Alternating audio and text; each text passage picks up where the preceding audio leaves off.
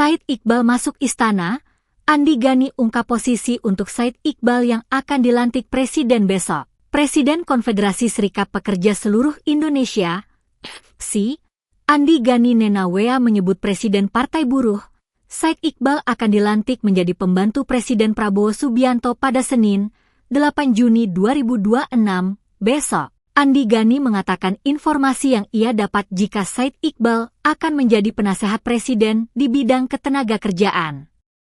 Ia berkeyakinan meski masuk dalam pemerintahan, Said Iqbal tidak akan meninggalkan kaum buruh sebagai barisan utamanya dalam memperjuangkan kesejahteraan. Presiden Partai Buruh, Said Iqbal Santer akan masuk Kabinet Merah Putih. Pemerintah saat ini sedang menggodok rencana masuknya tokoh buruh tersebut ke kabinet. Prasetyo belum mau menjawab kementerian atau lembaga apa yang akan diisi oleh Said Iqbal, termasuk jabatan apa yang akan diemban. Yang pasti kata Prasetyo, sektor yang akan diisi oleh Said Iqbal sesuai dengan bidang yang digeluti selama ini.